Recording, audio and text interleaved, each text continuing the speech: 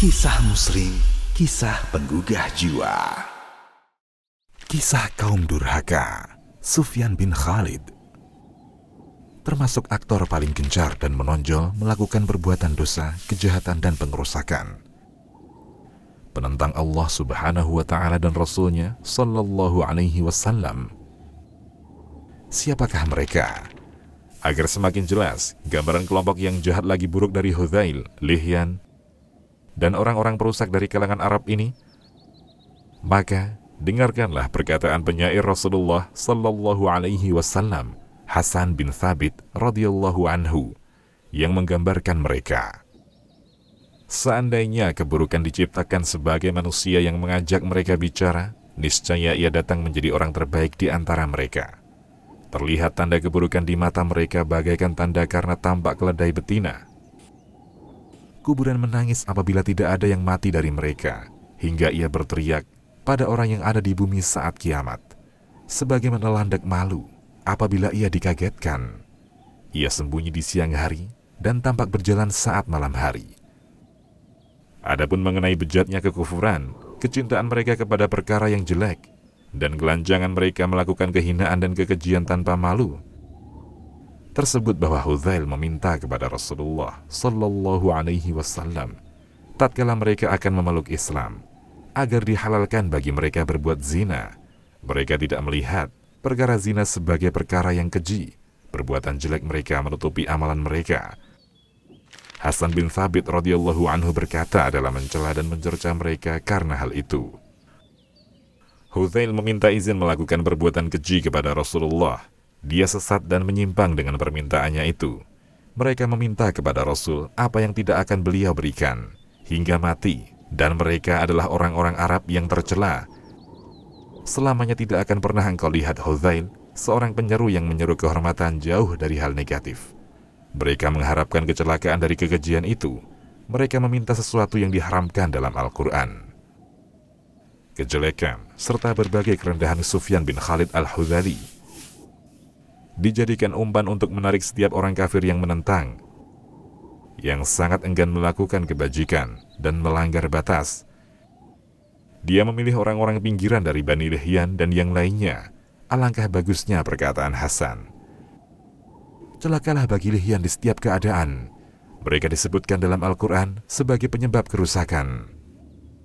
Karena itu, Rasulullah Sallallahu Alaihi Wasallam berencana untuk mendatangi orang yang kaku lagi kasar dan bejat ini dengan tiba-tiba, di luar perhitungan dan rencana mereka, agar beliau menumpasnya lebih awal.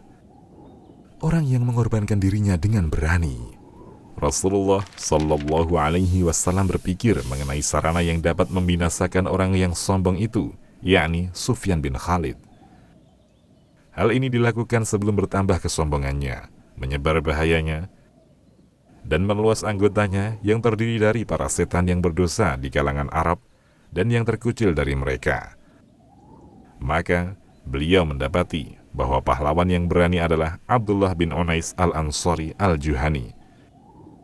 Dialah orang yang mengemban pengorbanan amat besar dalam sejarah Ansor, dan dialah yang menghabisi Sufyan bin Khalid al-Hudhali. Abdullah bin Unais termasuk orang yang langka dari para sahabat Rasulullah Sallallahu Alaihi Wasallam dalam hal keberanian, kepahlawanan, dan ketangkasan. Dia tidak takut mati dalam menghadapi musuh. Abdullah bin Unais tergolong orang yang dikenal oleh Rasulullah Sallallahu Alaihi Wasallam dengan keberanian dan kepemimpinannya di garis depan. Pahlawan juga sang pembela. Rasulullah Sallallahu Alaihi Wasallam menugaskannya tatkala beliau melihat tidak seorang pun dari pahlawan di kalangan sahabat radhiyallahu anhu yang bisa pantas mengembannya selainnya. Rasulullah Sallallahu Alaihi Wasallam manusia yang paling tahu tentang keadaan, juga tingkat kepahlawanan para sahabatnya. Demikian pula paling tahu akan keberanian mereka menghadapi maut di jalan Allah Subhanahu wa Ta'ala.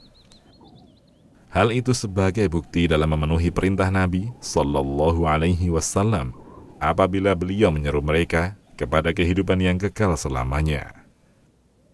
Bagaimana ciri-cirinya wahai Rasulullah? Abdullah bin Unais tidak ragu dalam menjalankan tugas Nabi Sallallahu Alaihi Wasallam.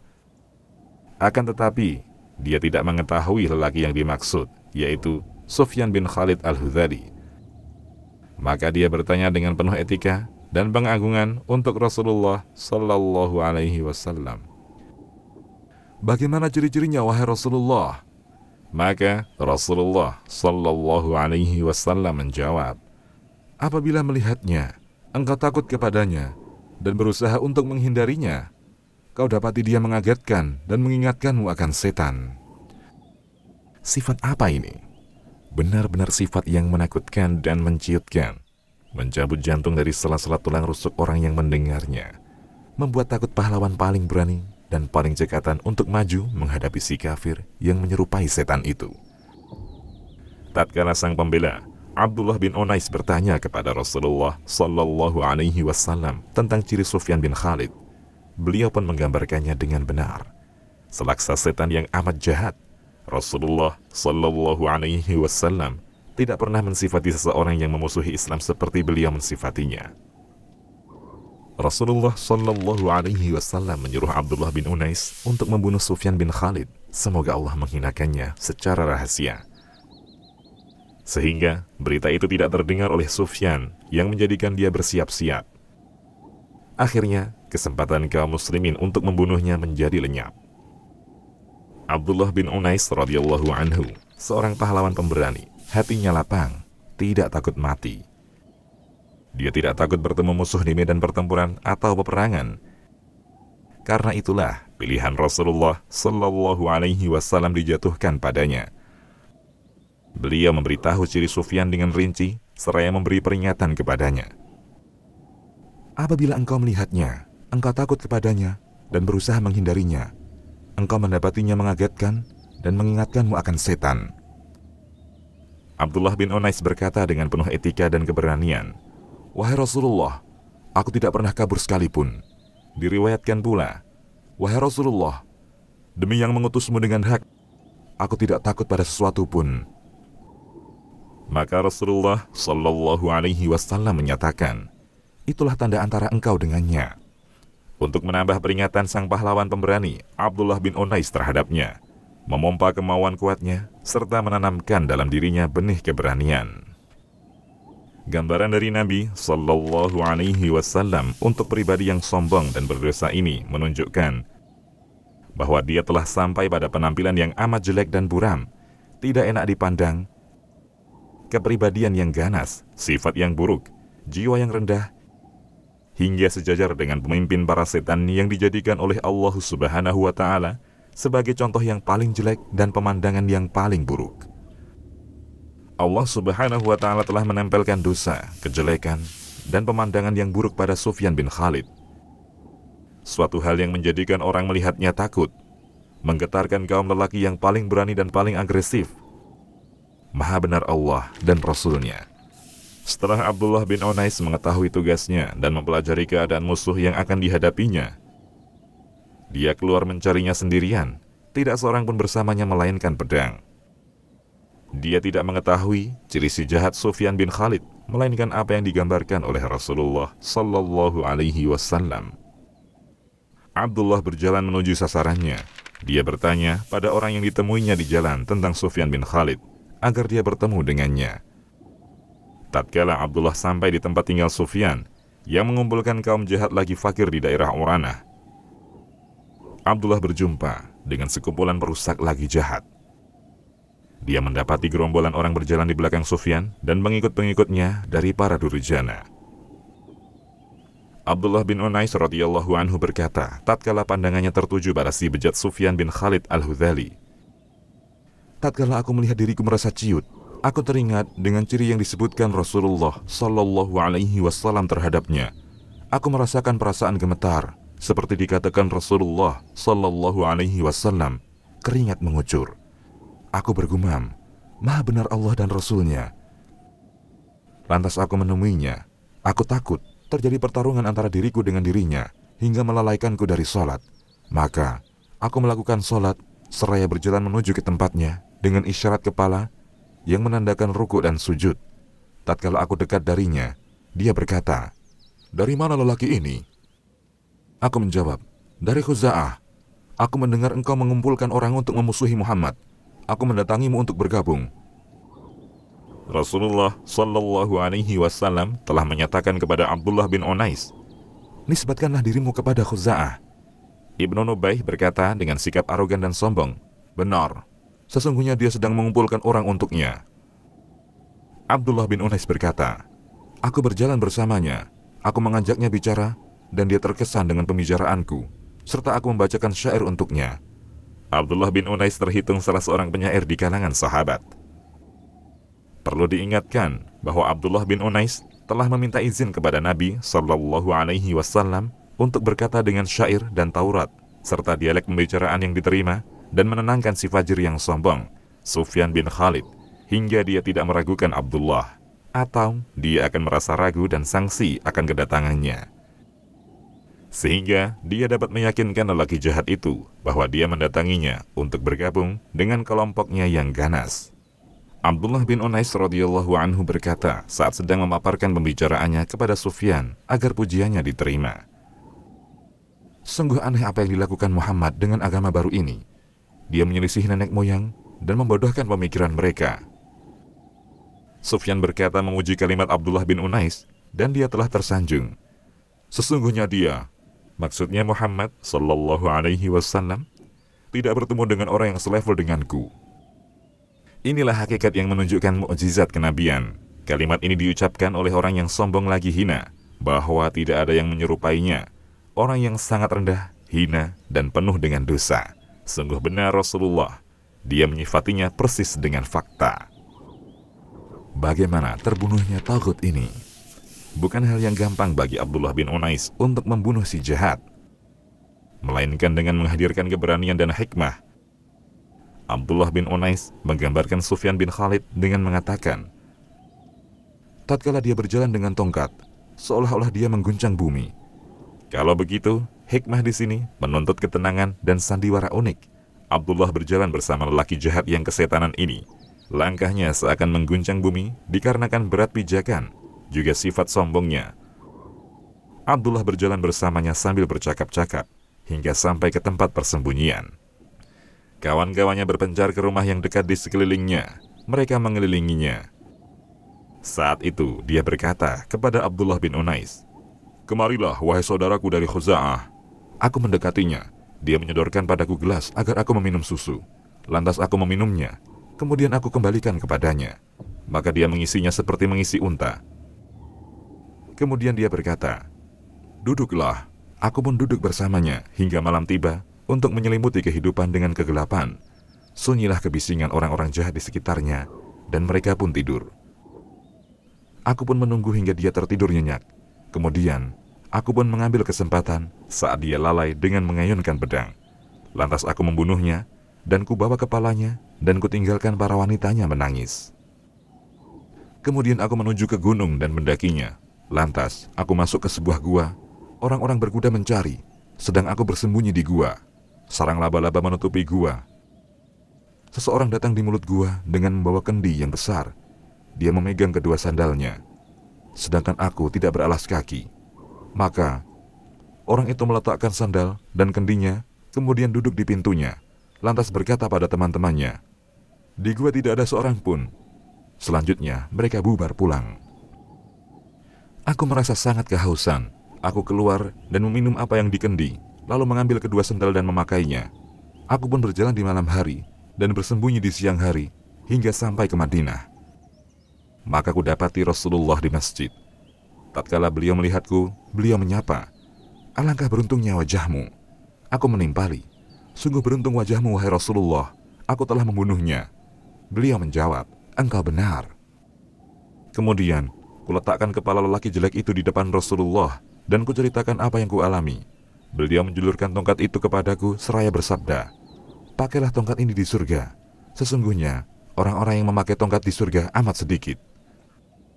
Tongkat barokah ini selalu dipegang Abdullah bin Unais hingga tatkala ia meninggal tahun 54 Hijriah. Dia berwasiat agar tongkatnya disisipkan di kain kafannya. Maka mereka pun melakukannya dan ia dikubur bersamanya. Terbunuhnya Sufyan bin Khalid bin Nubaih Di tahun keempat Hijriah, Musa bin Uqbah berkata, Nabi Shallallahu Alaihi Wasallam telah mengabarkan para sahabatnya mengenai Abdullah bin Unais yang membunuh Sufyan bin Khalid. Sebelum kedatangan Abdullah bin Unais radhiyallahu anhu, ini menunjukkan kenabiannya. Berkenaan dengan hal ini, Abdullah bin Unais telah mengarang syair berikut. Aku tinggalkan anak sapi seperti anak unta, sedangkan di sekitarnya orang-orang berteriak sambil menyobek saku berkeping-keping. Aku menebasnya, sedangkan kambing di belakangku dan di belakangnya, dengan pedang Muhammad yang lebih putih dari cairan besi. Dia menebas kepala, seakan-akan kobaran api yang menyala, dikarenakan ada yang menyulutnya. Aku berkata kepadanya, bunuhlah ia dengan sabatan orang yang agung, bersih, lurus, di atas agama Nabi Muhammad. Kebiasaanku, apabila mendapati Nabi mengeluh tentang orang kafir, aku bersegera mendahuluinya dengan pedang dan tangan. Demikianlah Abdullah bin Unais menghabisi pemimpin orang kafir, Sufyan bin Khalid al-Hudhali. Dia menumpas kelompok Sufyan bin Khalid, semoga dilaknat Allah, yang berhak mendapat neraka karena dosanya dan ia merupakan seburuk-buruk tempat. Walhasil, Allah telah menghindarkan orang-orang mukmin dari peperangan dengan mereka. Dia masuk neraka dan kekal di dalamnya. Sufyan bin Khalid bin Nabih al-Hudhali, sang lelaki yang penuh dosa, termasuk salah seorang yang jahat hidup di masa kenabian, yang melarang, memusuhi, merintangi, dan menyelisihi Allah dan Rasul-Nya. Mereka menyembunyikan di depan Rasulullah Sallallahu Alaihi Wasallam dan bekerja untuk meruntuhkan dakwah Islam dengan berbagai cara. Allah menghinakan mereka, mencelakakan dan melaknat mereka, serta menjadikan neraka tempat kembali mereka, kekal di dalamnya sebagai imbalan atas perbuatan tangan mereka. Allah Subhanahu wa Ta'ala menjelaskan balasan bagi orang yang berusaha berbuat kerusakan di muka bumi atau menjadi penyebab kerusakan dalam firman-Nya.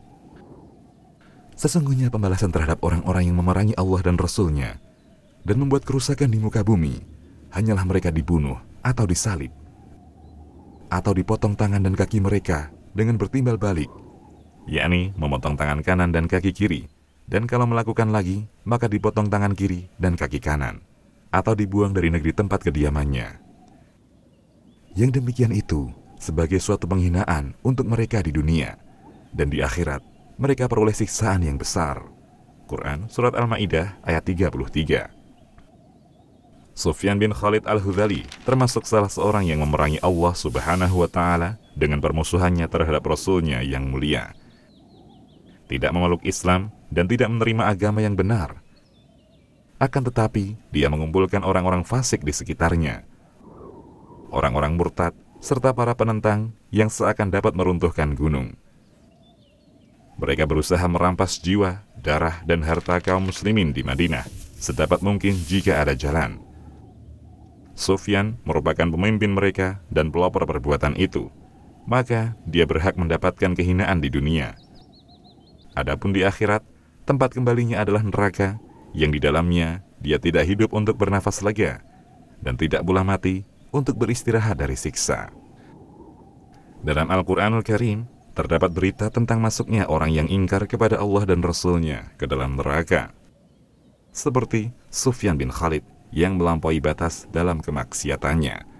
Allah Subhanahu wa Ta'ala berfirman, dan barang siapa yang mendurhakai Allah dan Rasul-Nya dan melanggar ketentuan-ketentuannya, niscaya Allah memasukkannya ke dalam api neraka, sedangkan ia kekal di dalamnya, dan baginya siksa yang menghinakan. Quran Surat An-Nisa ayat 14. Lelaki berdosa Sufyan bin Khalid ini telah menempuh jalan orang-orang yang berbuat kejahatan, kezaliman, kekufuran, dan kemaksiatan. Kesalahannya telah menguburnya. Dia tergolong penghuni neraka yang kekal di dalamnya bersama orang-orang yang kekal, yaitu mereka patut berhak menerima kalimat Rabb-Mu yang benar lagi adil. Di dalam hadis Nabawi yang mulia juga terdapat keterangan mengenai azab bagi orang yang dibunuh Nabi Sallallahu Alaihi Wasallam atau Nabi menyuruh orang untuk membunuhnya. Rasulullah Sallallahu Alaihi Wasallam bersabda, setiap orang yang dibunuh Nabi atau Nabi menyuruhnya untuk dibunuh di zamannya, dia akan diazab sejak terbunuh hingga ditiup sangkakala. Demikian, wallahu a'lam.